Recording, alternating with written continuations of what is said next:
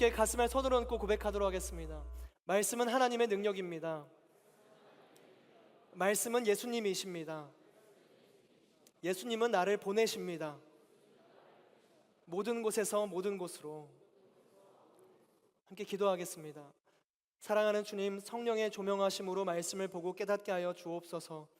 그리고 깨달은 말씀대로 살아갈 수 있도록 성령님 우리를 인도하여 주옵소서. 예수님의 이름으로 기도드립니다. 아멘. 1974년에 스위스 로잔에서 세계 복음화를 위한 국제 대회가 열렸습니다. 150여 개국에서 2,700여 명의 복음주의 교회 지도자들이 모여서 15개의 서명을 작성하게 됩니다. 그 중에 2항이 성경의 권위와 능력이라는 제목으로 이제 성명을 작성했는데요.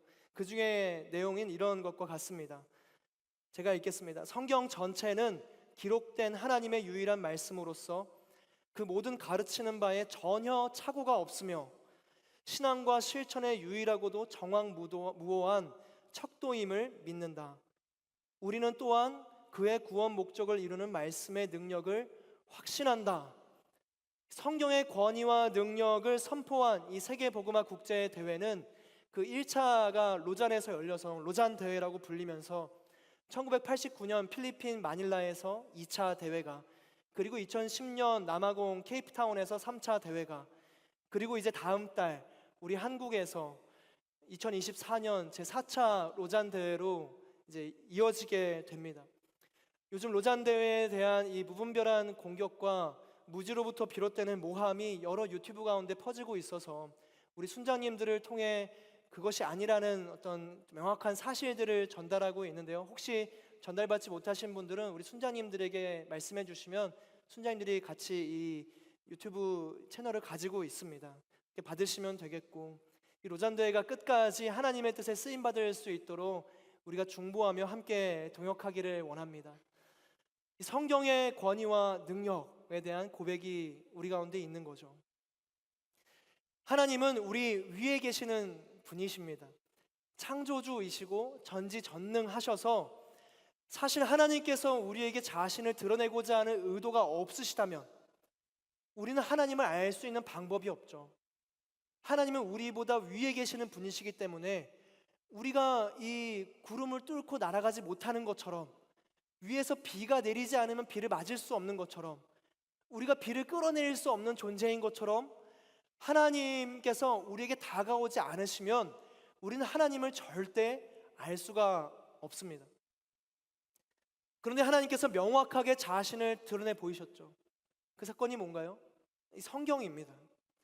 우리는 절대 성경 없이 하나님을 알 수가 없습니다.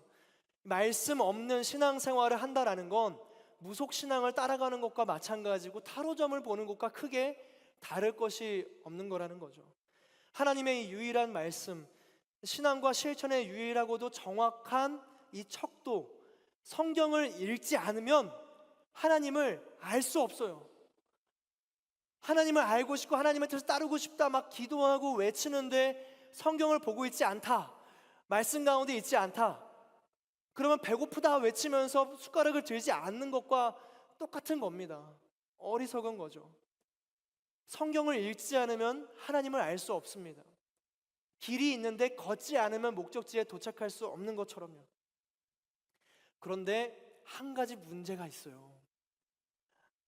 뭐냐면 생각해 보세요. 하나님은 영원하시잖아요. 그렇죠? 하나님 영원하시죠. 그런데 성경은 뭐예요?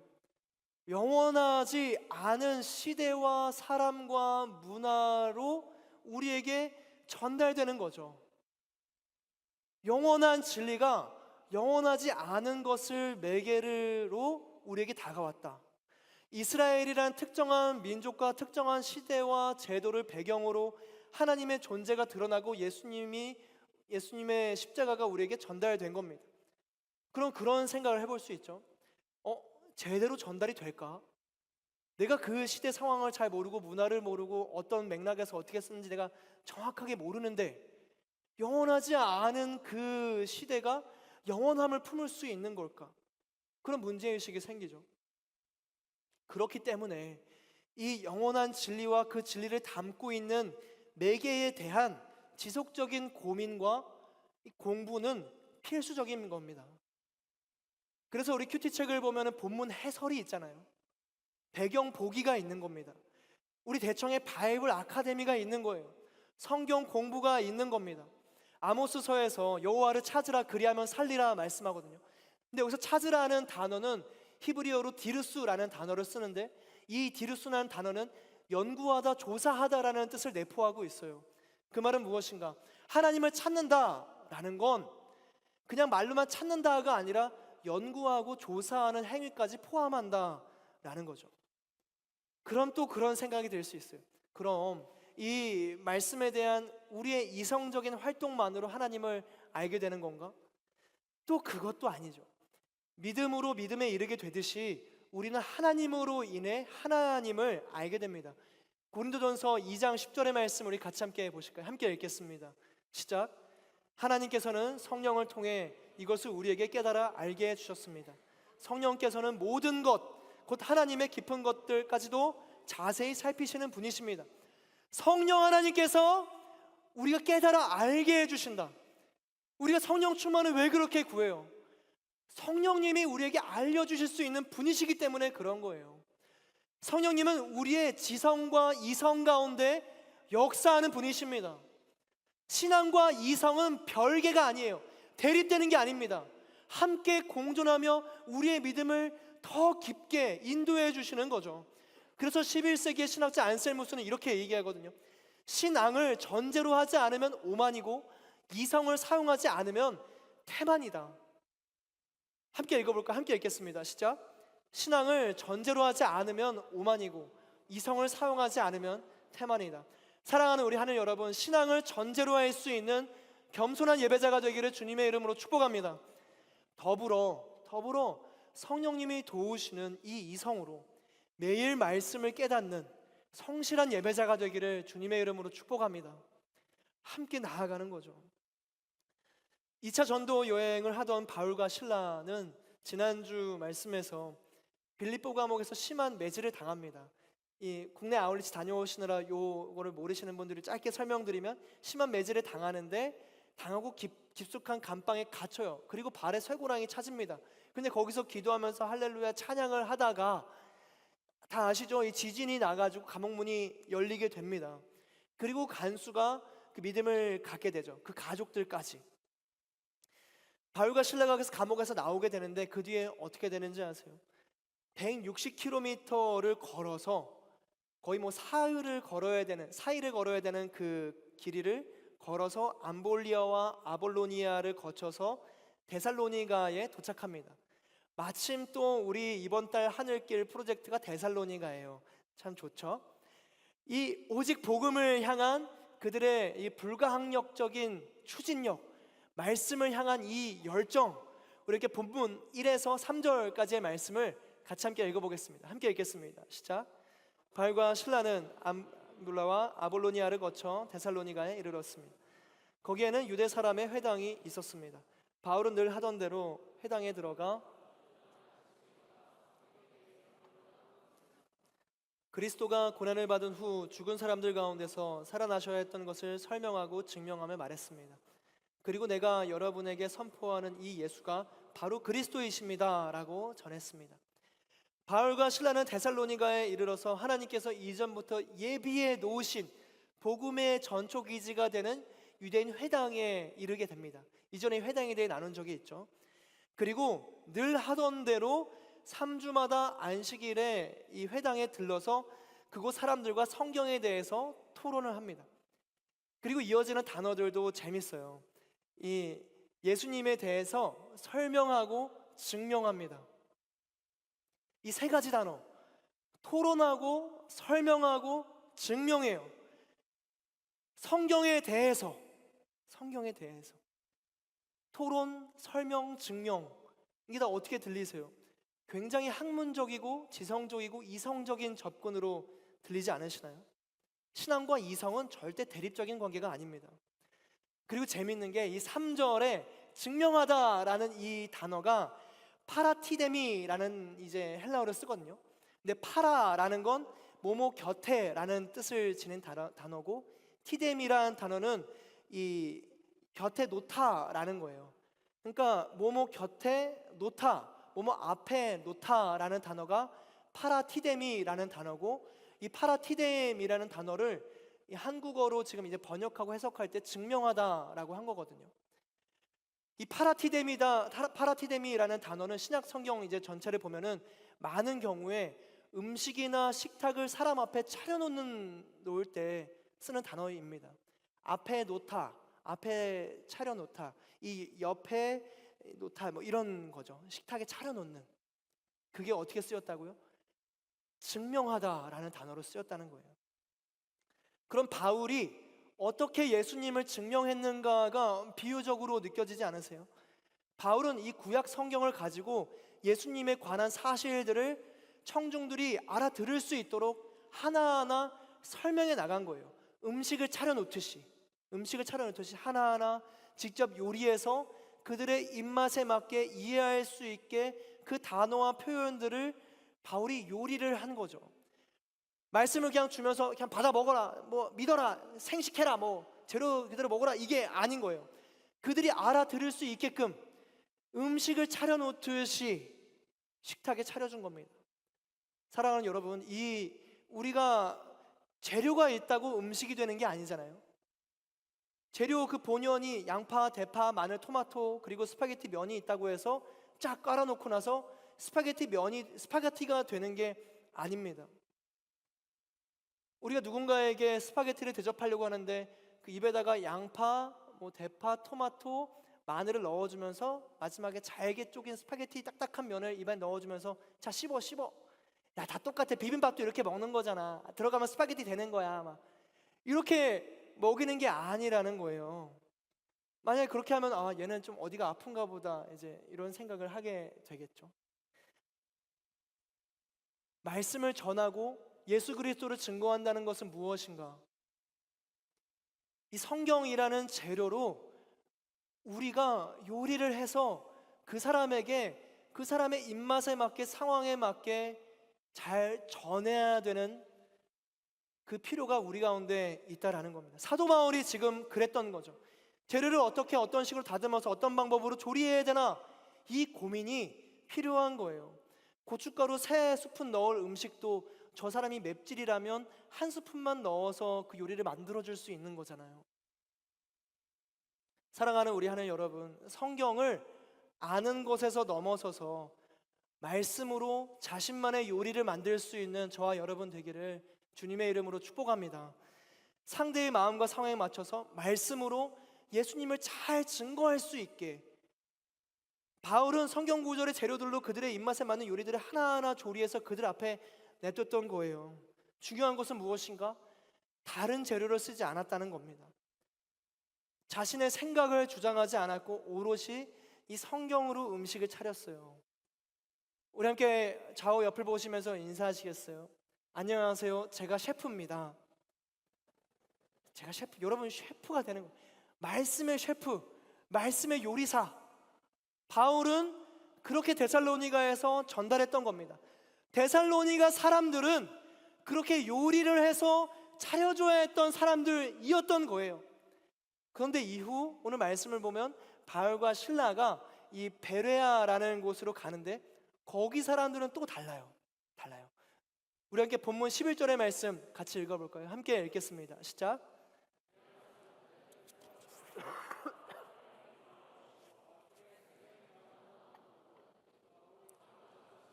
알아보려고 날마다 성경을 찾아보았습니다. 재밌는 표현이죠. 저는 교양 있는 사람들, 여러분 교양 있으시죠? 개역개정으로는 더 너그럽다라는 표현이 더 너그러워서 말씀을 받아들이고, 개역 한글로는 더 신사적이어서, 영어 성경들에서는 노블로 번역합니다. 교양 있다, 고상하고 숭고한 그들의 성품. 그들이 왜 교양 있다는 하나님의 칭찬을 듣고 성경의 인정을 받았을까? 그 뒤를 보면 알 수 있죠. 그들은 말씀을 간절한 마음으로 받아들이는 사람들이었습니다. 본질을 찾는 사람들이었어요. 진리를 갈망하는 사람들이었습니다. 데살로니가 사람들과 달리 베레아 사람들은 말씀이란 재료를 주니까 스스로 음식을 만들어 먹을 수 있는 사람이었던 거죠. 하나님께서는 상식이 많은 사람들, 학벌이 좋은 사람들, 사회적으로 지위가 있고 그리고 좋은 옷을 입은 사람들을 교양 있는 사람들이다 말씀하지 않으셨어요. 말씀을 간절한 마음으로 받아들이고 나중에 그 바울의 말이 사실인지 스스로 날마다 성경을 찾아본 사람들, 그들을 교양 있는 사람들이라 불렀습니다. 정리하면 그런 거죠. 진리를 향한 수용성과 함께 비판성을 겸비한 사람, 그 균형점에 있는 사람을 하나님께서는 교양 있는 사람, 노블, 너그럽고 숭고한 사람들로 여기셨다라는 겁니다. 저는 저와 여러분이 교양 있는 사람들 되시기를 주님의 이름으로 축복합니다. 진리를 향한 수용성과 비판성을 겸비해야 되죠. 과거 이 종교개혁 이전의 로마 카톨릭을 생각해 보세요. 그들은 진리를 향한 수용성이 있었거든요. 예배를 드리는 사람이었습니다. 그런데 비판성을 갖지 못한 채 결국 나중에 어떻게까지 돼요? 면죄부를 판매하는데 아멘하고 사는 사람이 되는 겁니다. 이 사제가 종이를 주면서 이 종이를 사면 여러분 죄가 사해집니다 하니까 아주 드넓은 수용성으로 아멘하고 돈 주고 사는 그 모습이 그들의 신앙이었다는 거예요. 비판성 없는 수용성은 자칫하면 맹목적인 신앙으로 변질될 위험이 있습니다. 그러면 또 어떤 위험이 있는가? 그 안에 요리 안에 말씀이 아닌 다른 재료가 막 들어가는데 그걸 그냥 먹는 거예요. MSG 여러 가지 얘기들을 비판 없이 먹다 보면 몸이 상하고 건강이 무너지게 되는 거죠. 가끔 이제 우리는 그런 경우가 많이 없는 것 같은데 설교를 하다 보면은 그럴 때가 있거든요. 모든 말씀을 간절하게 받아들이는 사람들이 있어요. 그래서 예를 들어 막 부정적인 시각과 마음으로 워딩을 시작할 때가 있는 거죠. 예를 들어 아직도 우리는 죄의 뿌리를 뽑아내지 못한 채 살아가고 있지 않습니까? 하는데 아멘 하는 거예요. 뭔가 이상한 거죠. 우린 매일 선악과를 먹으며 살아가고 있습니다. 아멘 하면은 아멘은 그렇게 될 것을 믿는다, 믿음의 고백인데 선악과를 우린 먹고 있습니다. 아멘. 선악과를 먹을 줄로 믿습니다라는 고백인가? 이제 당황하게 되는 거죠. 그 열정에 굉장히 감사하기도 하지만 걱정이 되는 겁니다. 진짜 듣고 있는 건 맞겠지, 자고 있는 건 아닐까, 그런 생각이 드는 거죠. 그런데 이 반대로 말씀에 대한 겸허한 수용은 없고 무조건 비판적인 사람들은요, 팔짱을 낀 채 이 말씀에 대해서 저건 이상적인 말이지, 저 당시에 저렇게 하는 그냥 말이지, 저 문화에서만 할 수 있는 거야, 현실은 그렇지 않아, 말씀을 봐도 감동이 없고 메마른 자신의 마음에 대해서는 오히려 나는 깨어있는 지성인이야 라고 자랑스러워하는 마음, 수용은 없이 계속 비판만 하는 사람, 더 알고자 하는 갈망도 없이 그런 사람도 있는 거죠. 하나님께서는 이 수용성과 비판성의 균형점을 이루기를 원하십니다. 오늘 베레아 사람들이 그랬던 거죠. 간절하게 말씀을 받아들이는 수용성과 스스로 성경을 찾는 이 비판적인 마음, 그것을 교양 있는 사람들이다 하나님을 말씀하셨습니다. 저는 저와 여러분이 이 베레아 사람들과 같은 수용과 비판의 균형 속에서 데살로니가의 바울처럼 말씀에 대해, 성경에 대해 토론하고 설명하고 증명할 수 있는, 예수님을 증명할 수 있는 사람 되시기를 주님의 이름으로 축복합니다. 그렇게 말씀을 붙잡고 가야 되지 않겠어요? 이 데살로니가와 베레아에서 전했던 이 말씀의 역사는 좀 달랐습니다. 그러나 그 후의 역사는 동일하게 일어나는 거죠. 먼저 데살로니가를 볼까요? 4절의 말씀을 보시면 몇몇 유대 사람들은 그 말에 설득돼, 그러니까 그 바울이 토론하고 설명하고 증명해서 예수 그리스도를 가르쳤을 때 그 말에 설득이 된 거예요. 설득이 됐다는 건 뭐예요? 아, 그렇구나, 이성적으로 납득하는 거고 지성적으로 동의했다라는 겁니다. 그래서 바울과 신라를 따르면서 하나님을 경외하는 많은 그리스 사람들과 적지 않은 귀부인들도 그들의 말을 믿게 되었습니다. 그리고 베레아에서는요, 12절의 말씀을 보시면 그래서 그들 가운데 베레아예요, 많은 유대 사람들이 믿게 됐고 적지 않은 그리스 귀부인들과 많은 그리스 사람들도 믿게 됐습니다. 데살로니가에서 사도 바울이 요리를 주든지 바울이 성경 말씀을 줘서 베레아 사람들이 수용하면서 간절하게 또 스스로 말씀을 찾으면서 발견했든지 그 말씀으로 인한 믿음의 역사는 동일하게 일어났어요. 말씀으로 인한 예수님에 대한 믿음이 자라난 겁니다. 사랑하는 우리 하는 여러분, 혹여나 아직 믿음이 연약하신 분들이 있으세요? 내가 아직 예수님 믿고 있는가? 하나님 믿고 있는가? 스스로 의심되는 분이 있으신가요? 아니면 믿음의 성장을 꿈꾸시는 분들, 아니면 더 큰 믿음의 사람이 되고 싶은 분들이 있으세요? 그러면 이 말씀을 기억하세요. 데살로니가와 베레아의 사람들은 말씀을 통해 믿음을 갖게 되었습니다. 이건 로마서 10장 17절의 말씀과 마찬가지죠. 그러므로 믿음은 들음에서 나고 들음은 그리스도의 말씀에서 납니다. 우리의 믿음은 언제 성장하는가? 말씀을 보고 말씀을 듣고 말씀 안에 거할 때, 그때야 비로소 믿음이 생기고 그때야 비로소 믿음의 성장이 일어나게 되는 겁니다. 이 말씀으로 믿음의 성장과 믿음의 성숙을 이룰 수 있는 저 여러분 되기를 주님의 이름으로 축복합니다. 말씀으로 나아가는 거예요. 우리는 말씀으로 예수님 만납니다. 왜요? 말씀이 육신되어서 오신 분이 예수님이시니까요. 예수님은 말씀이십니다. 우리가 계속 고백하잖아요. 말씀은 하나님의 능력이십니다. 말씀은 예수님이십니다. 예수님이 우리를 보내세요. 모든 곳에서 모든 곳으로 보내시는 겁니다. 우리가 선교하기 위해서는 그 시작점이 어디에 있어야 돼요? 말씀에 있어야 되는 거예요. 말씀에. 사도 바울도 이 말씀을 붙잡고 있는 사람이기에 사도행전을 써내려가는 이 선교의 사람, 전도의 사람, 믿음의 사람이 될 수 있었던 거죠.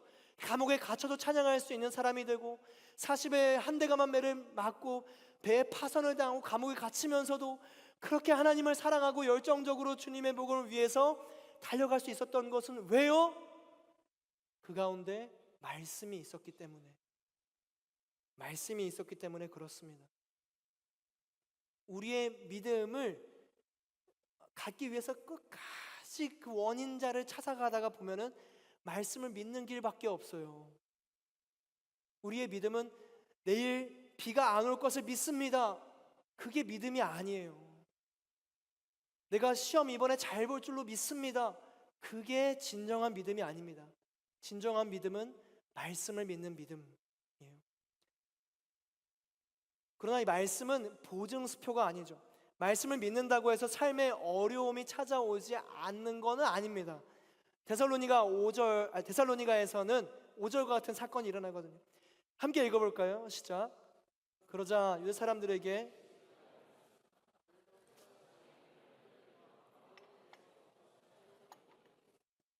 그들은 바울과 실라를 찾아 사람들 앞에 끌어내려고 야손의 집으로 쳐들어갔습니다. 데살로니가의 몇 유대 사람들이 바울과 실라가 가이사, 즉 로마 황제의 명령을 거역하고 다른 왕을 외치고 다닌다고 소리쳐요. 그리고 그 가운데 시기가 일어납니다. 그래서 야손을 비롯한 믿음의 형제들이 바울과 실라를 숨겨주고 밤에 그들을 베레아로 보냅니다. 또 이제 감옥에 갇힐 위험에 처하게 된 거죠. 그리고 아시는 것처럼 베레아에서도 유대인 회당을 찾아서 말씀을 전하게 되고 그곳에서 믿음의 역사가 일어났지만, 그러나 13절의 말씀 보실까요? 함께 읽겠습니다. 시작. 데살로니가에 있는 유대 사람들은 바울이 베레아에서 하나님 말씀을 전한다는 것을 알고 그곳에 또 나타나 사람들을 선동해 소동을 일으켰습니다. 또 한바탕 소동이 나는 거예요. 이후에 또 어떻게 되는지 아세요? 바울과 실라가 바닷가로 도망칩니다. 그리고 이후에 아테네로 또 가게 돼요. 이전에 빌립보에서 감옥에 갇혔는데 떠나 데살로니가로 갔는데, 그곳에 또 도망쳐서 베레아로 왔는데, 또 베레아에서 도망쳐서 바닷가로 가서 또 아테네로 가는 겁니다. 계속 도망쳐요. 계속. 그리고 아시는 것처럼 도망치고 잡히고 매질당하고 파선당하고 바울의 말씀을 따라가는 삶이 그랬거든요. 그러면 그런 생각이 드는 거죠. 아, 뭐야 이게, 말씀을 따라가는데 왜 이렇게 상황이 다 어려워. 그리고 이전 사도행전 속에 제자들의 역사들을 보세요. 예수님의 말씀을 따라 복음을 전하고 기적을 일으키는 사도들의 삶만 봐도 더 풍성하고 풍족하게 사는지 않아요. 사람들의 많은 인정을 받으면서 잘 살게 되지 않습니다. 전혀 다른 인생이에요. 그럼 이제 합리적인 그런 의심이 생기는 거죠. 이게 맞나? 말씀을 따라 사는데 이렇게 어려우면 굳이 그렇게 살고 싶진 않은데, 막 이런 생각도 들지 않으세요? 난 잘 살고 싶고 풍요롭고 싶고 세상 가운데 인정받고 싶고 사망의 음침한 골짜기보다는 푸른 초장 평야를 걷고 싶고, 그런 게 우리 마음 내면 속에 있는 갈등의 요소이지 않겠어요? 지난주 월요일날 저희 친할머니께서 소천하셨습니다. 101세의 나이로 약 3년간 요양원에서 투병하시다가 소천하셔서 따로 이제 빈소 없이 소식은 전하지 않고 가족장으로 이 장례를 치렀어요. 감사하게도 이제 믿음 가운데 하나님의 품으로 가셨기 때문에 저희 가족 모두가 정말 평안하게 보내드렸습니다. 저희 친할머니는 1923년도 이 한경남도 단천에서 태어나셨거든요. 감사하게도 이 증조할아버지께서 그 당시에 동경대로 유학하시면서 거기서 예수님을 믿으시고 한국으로 귀국하셔서 가족들을 전도하고 고조할아버지까지 전도를 해서 고조할아버지, 증조할아버지, 저희 할머니, 저희 아버지, 저에 이르기까지 믿음의 가문이 되었습니다. 그래서 저는 사실 당연하게 할머니는 당연하게 믿으셨구나 이렇게 생각을 했거든요. 지난 이제 장례 전까지. 근데 장례를 치르면서 새로운 사실을 알게 됐어요. 저희 할머니가 16살에 단천 땅에 찾아오신 일본인 선교사님의 부흥 집회에서 그곳에서 예수님을 만나셨다라는 사실이었습니다. 제 머릿속에 있는 할머니는 할머니잖아요. 할머니의 이 16살을 생각해 본 적이 없어요. 근데 할머니와 16살 아직도 매칭이 되진 않아요. 그 나이대의 할머니 사진을 본 적이 없어서. 그런데 그 얘기를 들으니까 할머니의 평생의 삶에 이 예수님을 붙잡고 사는 치열한 믿음의 싸움이 있으셨겠구나 싶더라고요. 저희 할머니거든요. 귀여우시죠? 1923년생은 이 일제시대에서 이제 태어나서 광복을 지나 이 1950년 6.25 전쟁까지 경험한 세대이신 거거든요. 놀랍죠? 할머니는 이 시대적인 억압과 보릿고개와 전쟁을 모두 겪으신 분인데 어떻게 믿음을 붙잡고 사셨을까? 그런 생각을 하다가 10년 전쯤에 할머니가 적어주셨던 글이 생각이 났습니다.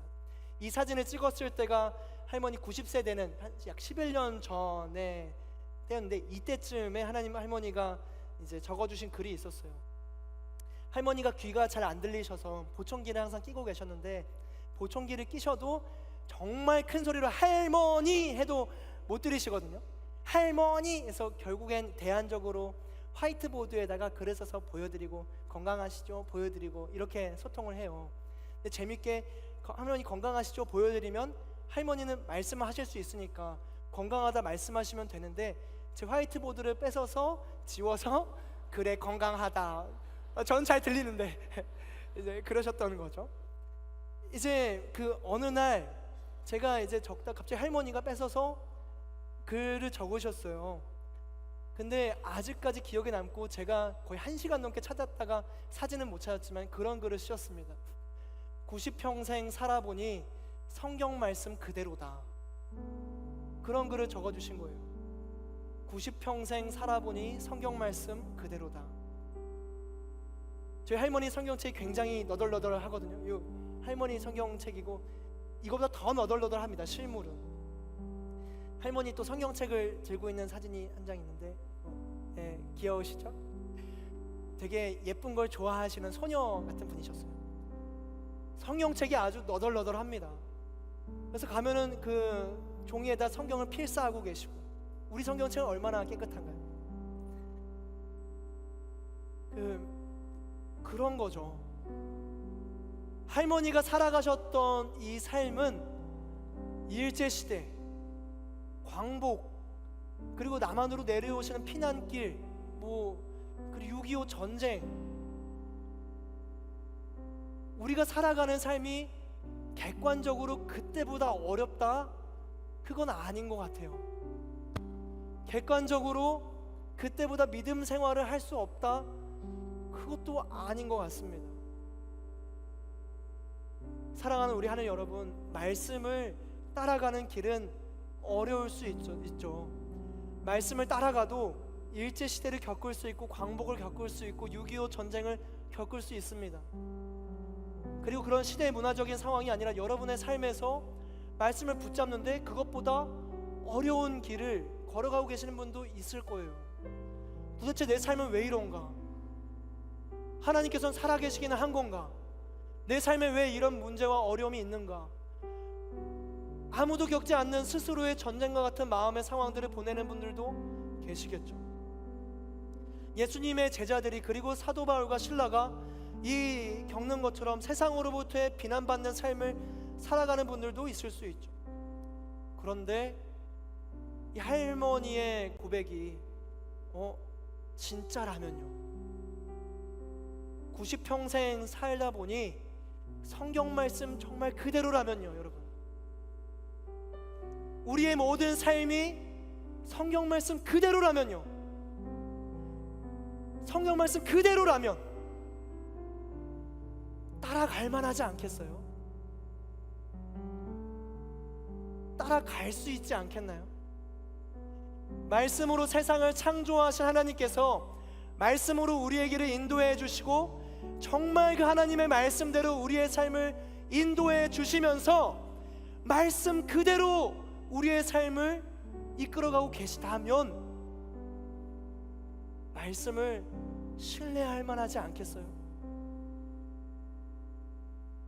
말씀은 능력입니다. 이미 우리에게 답을 주셨어요. 하나님의 말씀, 성경은 하나님의 자기 계시입니다. 사랑의 표현이에요. 어떻게 살아가야 되는가? 무엇을 기준 삼아야 되는가? 어떠한 선택을 하고 무엇을 향해 달려가야 되는가? 우리의 모든 고민의 해답은 말씀 가운데 있습니다. 세상의 다른 지식을 쌓는 것보다 가장 귀한 답이 말씀에 있는 줄로 믿습니다. 그 말씀을 통해서 예수님을 믿고 예수님과 동행한다면, 이 사도 바울이 그 어려움 속에서도 하나님의 영광만을 바라봤던 그 믿음이 우리에게도 심겨지지 않겠어요? 우리 함께 그 고백을 담아서 찬양하며 나아가게 되기를 원합니다. 하나님 말씀으로 라는 찬양으로 나아갈 때 이 고백이 우리의 삶의 고백, 우리의 평생의 고백이 될 수 있기를 바랍니다. 우리 함께 찬양하며 나아가도록 하겠습니다.